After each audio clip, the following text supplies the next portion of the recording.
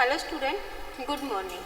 अपना जो first lecture है, अपना पहले बात करते हैं इसके टाइटल की। तो इसका टाइटल क्या है? फंडामेंटल ऑफ क्रॉप फिजियोलॉजी, यानी क्रॉप फिजियोलॉजी के बारे में अपने इसमें पढ़ेंगे। क्रॉप फिजियोलॉजी में यानी प्लांट की जितनी भी मेटाबॉलिक प्रोसेस होती है, चाहे उसका रेस्पिरेशन मान लो, चाहे उसकी ग्रोथ मान लो, ठीक है, उनके बारे में अपने इसमें पढ़ेंगे। प्लांट सेल क्या होती है उसके बारे में अपने पढ़ेंगे। तो इसका अगर अपने देखें तो PPHYS 121 क्या है, इसका कोड है। टाइटल क्या है? Fundamental of crop physiology. और क्रेडिट कितने का है? 2 का, यानी 1+1 क्रेडिट का ये माना जाता है। 2 क्रेडिट का क्या है अपना ये जो सब्जेक्ट है ये माना जाता है। अब बात करते हैं कि इसकी थ्योरी में अपने कौन कौन से लेक्चर होंगे। थ्योरी की अगर अपने बात करें तो सबसे पहले देखते हैं कि introduction to crop physiology and importance in agriculture, यानी कि जो क्रॉप फिजियोलॉजी है यानी प्लांट की जो मेटाबॉलिक प्रोसेस होती है, जैसे ग्रोथ मान लो, उसका जर्मिनेशन कैसे होता है, उसकी सेल कैसी है, उसमें लीफ जो है उसमें क्लोरोफिल कितने टाइप के पाए जाते हैं, क्लोरोफिल होता क्या है, इन सब के बारे में क्या है अपने इसमें पढ़ेंगे। और इन सब का क्या है, जो एग्रीकल्चर की बात करें अपने तो इसमें एग्रीकल्चर में इनके क्या इंपॉर्टेंस है। तो अपने को पता है कि पूरा अगर प्लांट है वो उसमें अच्छी ग्रोथ नहीं होगी, अच्छी ग्रोथ नहीं होती, प्रोडक्टिविटी वैसे ही कम होगी, यानी प्रोडक्टिविटी हो ही नहीं सकती। इसलिए क्या है अपने को अगर पूरी प्रोसेस प्लांट की पता होगी तभी अपने क्या है उस पर देख सकेंगे कि उसमें कौन कौन सी जो क्रियाएं हैं वो अपने कर सकते हैं। इसके अलावा इसकी प्रोडक्टिविटी है उसको कितना बढ़ा सकते हैं, या कौन से इन्वायरमेंट में ग्रो करने वाली होती है, ये सब क्या है अपने इसकी फिजियोलॉजी के अकॉर्डिंग ही देख सकते हैं। तो इसकी पहले अपने देखेंगे कि क्रॉप फिजियोलॉजी है जो इसकी इम्पोर्टेंस क्या है एग्रीकल्चर में, ठीक है। इसके लिए अपने सबसे पहला जो टॉपिक है वो देखेंगे प्लांट सेल के बारे में। प्लांट सेल की अगर अपने बात करें तो क्या है, प्लांट की या फिर अपने कह सकते हैं कोई भी क्रियात्मक या संरचनात्मक जो इकाई होती है उसे अपने क्या बोलते हैं? सेल्स बोलते हैं, ठीक है। तो प्लांट सेल की अगर अपने बात करें तो सेल अपने को पता है, आपने जैसे 12th में पढ़ा होगा, प्रोकैरियोटिक और यूकैरियोटिक 2 प्रकार की सेल होती है। प्रोकैरियोटिक और यूकैरियोटिक की बात करें अपने, प्रोकैरियोटिक का मतलब क्या हो गया, जो प्रिमिटिव थी, ठीक है, और यूकैरियोटिक एडवांस टाइप की जो सेल होती है उसे अपने क्या बोलते हैं? यूकैरियोटिक सेल बोलते हैं। तो प्लांट में ज़्यादातर अपने बात करते हैं, क्रॉप फिजियोलॉजी पढ़ रहे हैं अपने, क्रॉप के बारे में पढ़ रहे हैं। तो क्रॉप में सारे कौन से आते हैं? एंजियोस्पर्म प्लांट आते हैं लगभग, या फिर मोनोकोट, डाइकोट, ये प्लांट जो होते हैं इनको रखा जाता है। तो प्लांट सेल होती है वो कौन सी होती है? यूकैरियोटिक प्रकार की होती है। यूकैरियोटिक का मतलब क्या हो गया कि ऐसी सेल जिसमें जो न्यूक्लियस होता है वो सुस्पष्ट होता है। जैसे छोटी सी अगर अपनी डेफिनेशन देना चाहें तो क्या होगा कि ऐसी सेल जिसमें न्यूक्लियस होता है वो सुस्पष्ट टाइप का होता है, वो कौन सी सेल होती है? यूकैरियोटिक प्रकार की सेल मानी जाती है। प्रोकैरियोटिक कौन सी? जिसमें क्या होता है, न्यूक्लियस होता है वो क्या होता है? सुस्पष्ट नहीं होता। जैसे कि अपने बात करते हैं उसमें जो सेलुलर ऑर्गन होते हैं, ठीक है, वो पूरी तरह से विकसित नहीं होते। सेलुलर ऑर्गन या फिर अपने कह सकते हैं न्यूक्लियस जो है वो क्या है? मेम्ब्रेन लेस होता है, यानी उस पर क्या होती है? मेम्ब्रेन जो होती है वो प्रेजेंट नहीं होती है। किसमें? प्रोकैरियोटिक में।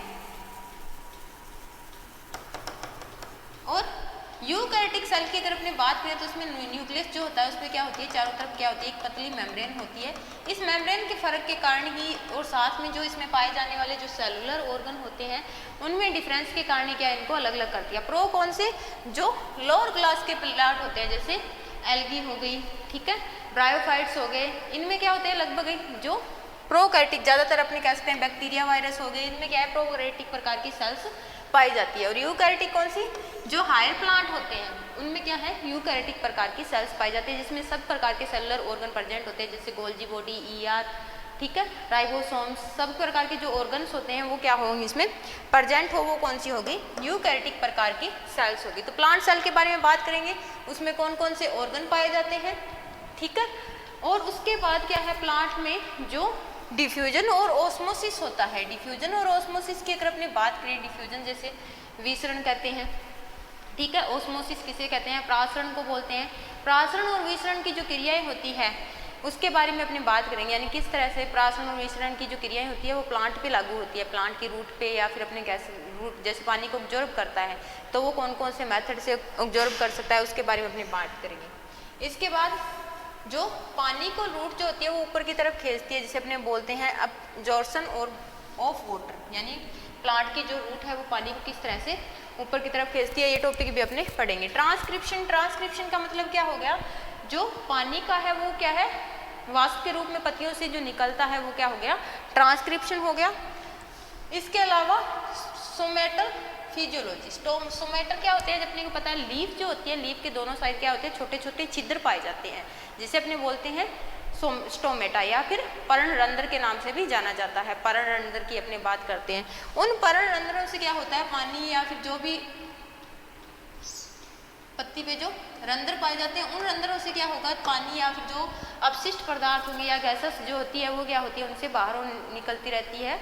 तो उससे जो भी अपशिष्ट होते हैं वो पत्ती की लीफ की जो स्टोमेटा है उससे बाहर निकलती रहती है। इसका ओपन होना और क्लोज होने की जो प्रोसेस है उसके बारे में अपने बात करेंगे। जैसे स्टोमेटा है वो कैसे ओपन होती है, स्टोमेटा ओपन और क्लोज जो होता है वो किस पे निर्भर करता है, जो स्फीति दाब होता है, टारगर प्रेशर जिसे अपने कहते हैं, उस पर निर्भर करता है। तो उसके बारे में अपने विस्तार से पढ़ेंगे जब ये टॉपिक अपने करेंगे।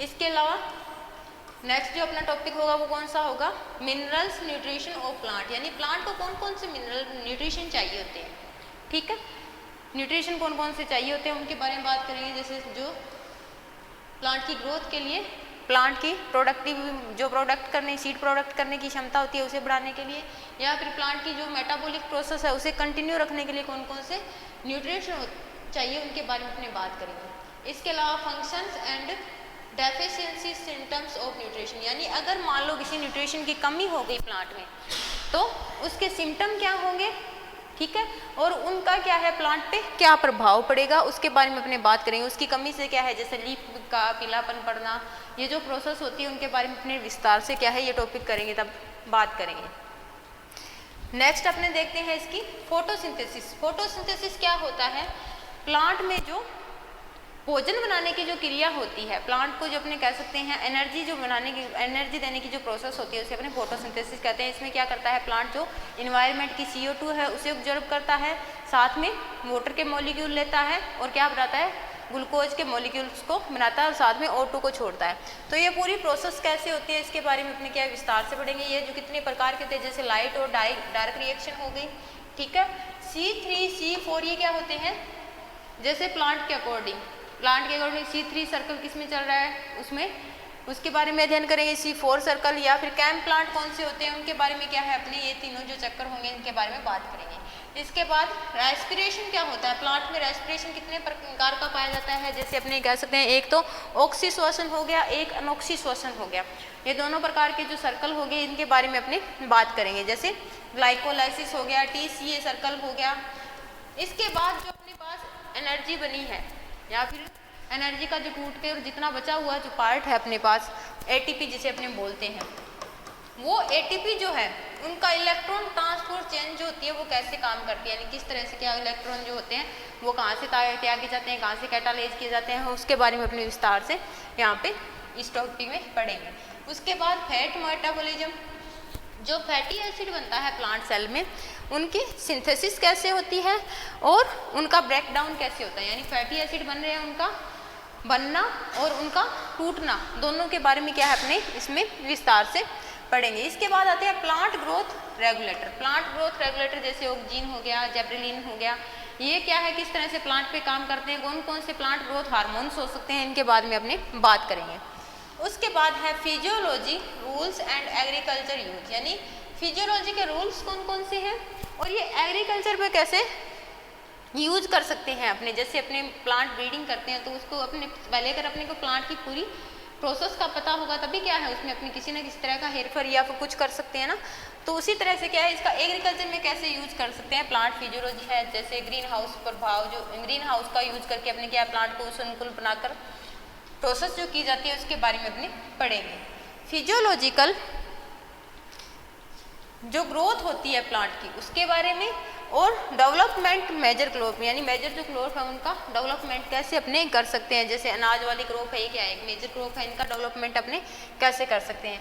ग्रोथ एनालिसिस के बारे में पढ़ेंगे और rules of physiology growth performance in crop productivity, यानी फिजियोलॉजी के रूल्स को अपने किस तरह से क्रॉप प्रोडक्टिविटी है उस पर लागू कर सकते हैं। यानी प्रोडक्टिविटी को बढ़ाने के लिए क्या है अपने उसका इन्वायरमेंट देखते हुए, या फिर जैसे अपने खरीफ की फसल अलग बोते हैं, रवि के मौसम में बोते हैं, तो वो किसके लिए बोते हैं, अपने कैसे पता लगा कि ये खरीफ की है और ये रवि की है। तो अपने प्लांट फिजियोलॉजी के बारे में अध्ययन किया तभी अपने को पता लगा ना ये क्रॉप रबी की है और ये क्रॉप जो है वो खरीफ की है।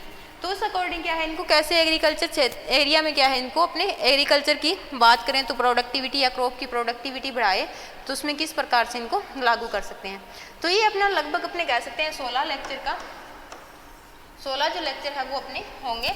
तो इनके बारे में अपने क्या है कल विस्तार से पढ़ेंगे। इसके बाद आता है अपने प्रैक्टिकल के बारे में। पहला लेक्चर जो है अपने कल लगाएंगे introduction of crop physiology and it's important of agriculture, यानी एग्रीकल्चर में क्रॉप फिजियोलॉजी के क्या क्या इंपॉर्टेंस हो सकते हैं इसके बारे में अपनी बात करेंगे। अब है कि इसके प्रैक्टिकल कौन कौन से होंगे। प्रैक्टिकल की अगर अपने बात करें तो मेन होगा प्लांट सेल। प्लांट सेल कैसी होती है, यूकैरियोटिक टाइप की है, तो उसमें कौन कौन से ऑर्गन पाए जाते हैं, ठीक है, यानी क्या क्या जो अपने सेल वॉल जो होती है वो प्रेजेंट होती है, वो सब क्या है इसमें बात करेंगे। दूसरा जो प्रैक्टिकल है उसमें क्या होगा, स्टोमेटा की स्ट्रक्चर के बारे में बात करेंगे। स्टोमेटा कैसे ओपन होते हैं और कैसे क्लोज्ड होते हैं उनकी अपनी बात करेंगे। ऑस्मोसिस की और प्लाज्मोलाइसिस की बात करेंगे। रूट प्रेशर जो होता है, रूट प्रेशर किससे बनता है, जो ऑस्मोसिस की प्रोसेस होती है, टर्गर प्रेशर होता है, उसकी वजह से क्या होता है रूट प्रेशर जो होता है वो बढ़ता है और पानी जो होता है रूट से क्या है ऊपर के प्लांट के पार्ट जो होते हैं वहाँ तक पहुँचता है। या न्यूट्रिशन की बात करें तो क्या है प्लांट के ऊपर वाले जो पार्ट होते हैं उनमें पहुँच सकते हैं। तो ये क्या है अपने इसके बारे में बात करें। फोटोसिंथेसिस, रेस्पिरेशन, ये क्या है अपने कुछ टॉपिक जो है प्रैक्टिकल में है। तो ये मैंने आपको आज अपना जो सिलेबस में क्या क्या है उसके बारे में बताया। या आपने कह सकते हैं इंट्रोडक्टिव क्लास जो हो गई, इंट्रोडक्शन करवाया आपका इस सब्जेक्ट के बारे में या इस टाइटल के बारे में, फिजियोलॉजी, प्लांट फिजियोलॉजी की बात अगर अपने करें, या फिर इसका क्या है title fundamental of crop physiology की बात करते हैं। क्रॉप फिजियोलॉजी के बारे में अपने पढ़ेंगे। तो नेक्स्ट जो है अपना फर्स्ट जो टॉपिक है वो अपने कल करेंगे। Thank you.